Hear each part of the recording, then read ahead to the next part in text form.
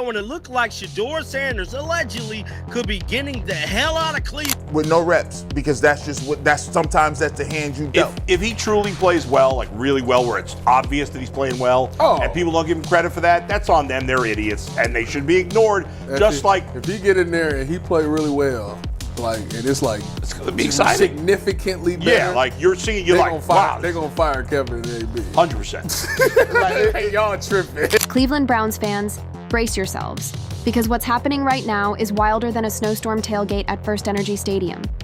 Rumors are exploding across the NFL world that Shedeur Sanders, the golden arm rookie with swagger, hype, and a last name that carries power, could be on his way out of Cleveland. You heard that right. After weeks of being snubbed from first-team reps and watching Dillon Gabriel take all the snaps, insiders claim Shedeur might be eyeing an AFC exit.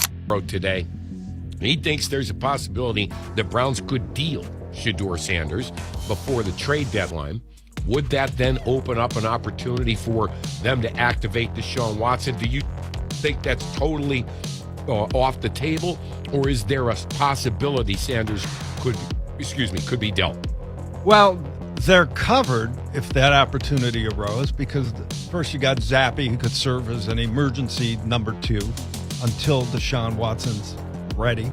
And the craziest part? It's not just social media noise this time. This story broke from a real Cleveland sports radio station, not a random burner account tweeting with dog emojis at 3 a.m. No, this one hit mainstream talk shows, podcasts, and NFL analysts all at once. The kind of rumor that doesn't just trend, it detonates. 1 minute, fans were debating preseason lineups. The next, they were convinced Shedeur was already packing for New York, heading to the Jets in a deal that nobody saw coming. The drama? Unreal.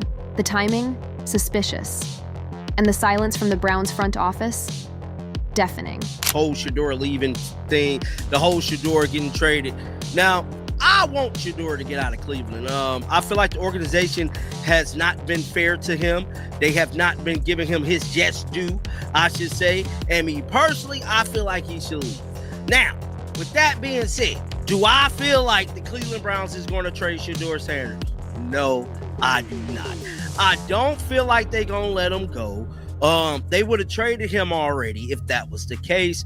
I feel like this whole Shedeur thing is going to be involving them with this stadium. You know, I keep saying follow the money, y'all. Because if there's one thing Cleveland knows too well, it's chaos in the quarterback room. This city has lived through it all. From Manziel's meltdown to Mayfield's fall to Watson's never-ending uncertainty. And now it's Shedeur's turn in the firestorm. Reports started surfacing that the Browns were quietly open to listening to offers. That's when everything went nuclear. Fans lost it, media went ballistic, and sports talk shows were eating it up like it was Super Bowl week. One analyst floated a wild idea. What if the Browns traded Shedeur Sanders and a pick for Jets wide receiver Garrett Wilson? Boom. That one sentence turned an ordinary rumor into a national headline. Within hours, hashtags were trending. Fans called in furious, memes flooded Twitter, and even Jets fans were chiming in, debating whether they'd actually want Shedeur learning behind Aaron Rodgers. Because if there's one thing the NFL loves more than a quarterback controversy, it's a quarterback controversy involving the Sanders name. It's the perfect storm: talent, family legacy, and a franchise that can't decide what it wants. What's even crazier is the timing. Rumors popping up about Shedeur Sanders and Garrett Wilson and a trade. What is going on? Now, I do believe the Browns need some wide receiver help. No doubt about it. Jerry Jeudy, I've said it before, I'll say it again, he's not a 1. He's an okay 2. He's an okay 2, excellent 3. But right now he's acting, he's masquerading, he's imposturing as a 1. This rumor blew up just days after head coach Kevin Stefanski and QB coach Tommy Rees doubled down on Dillon Gabriel as the starter, leaving Shedeur on the sidelines again. No first-team snaps, no chance to prove himself. Just a clipboard, a headset, and endless camera shots of him standing there, stone-faced, while the coaching staff pretends this is all part of a developmental plan. Fans aren't buying it. They're furious. They see it as disrespect, a slap in the face to a guy who's done everything right, but still can't get a fair shot. And the moment the trade rumors hit, they connected the dots. The timing looked too perfect, like a distraction move, designed to shift the conversation away from the fact that the Browns haven't given Shedeur a single meaningful opportunity. It's like the front office is saying, "Look over there, trade rumors," while quietly doubling down on a decision nobody understands. Even insiders are scratching their heads. Start, Tony. So SI.com today published an article, 6 NFL teams that should be sellers at the trade deadline. They list the Browns. That's not a surprising report, but it ends here with, "Don't be shocked if Sanders is moved before the deadline." Speaking of Shedeur Sanders, we've been talking about Browns trade stuff coming up here. Would you be shocked if they traded Shedeur Sanders before the trade deadline? I would be, and here's the reason I would be shocked. First of all, we should say that, they still have Bailey Zappi. The Athletic listed Cleveland as one of the teams that could be sellers before the trade deadline. ESPN followed that up by saying not to be shocked if Shedeur was moved. Meanwhile, analysts on local radio debated whether Kevin Stefanski would even keep Shedeur if the choice were his alone. Some said yes, others said under a lasso of truth, Stefanski would absolutely trade him. Not because of personal beef, but because he simply doesn't see him as a quarterback of value. And that's where the real issue lies. It's not about performance, it's about perception. From everything insiders say, Shedeur has been sharp in practice, confident, composed, and showing flashes of brilliance. But none of that matters if the coaching staff refuses to see it. And the silence from Shedeur himself only adds to the tension. No tweets, no interviews, not even a cryptic emoji. Just complete calm, the kind of quiet that feels intentional. Some think he's just keeping his head down. Others think he's planning his next move.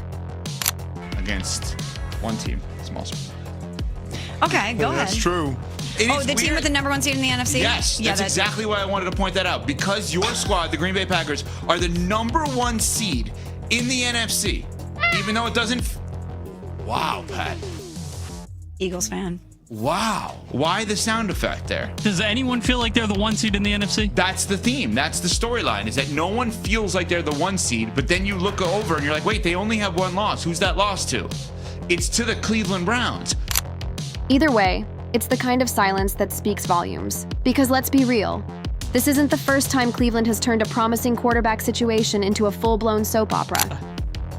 This is a wild rumor. It really is.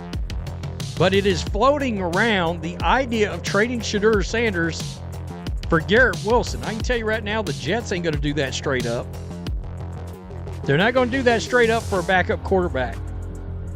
For a elite level wide receiver, they're not going to do that. So you'd have to do a Shedeur Sanders along with probably like a 3rd or 4th, I would guess. It's like a ritual now. Every few years they find the next guy, hype him up, sell the jerseys, and then somehow manage to ruin it before it ever really starts. The cycle never ends. Shedeur was supposed to break that curse.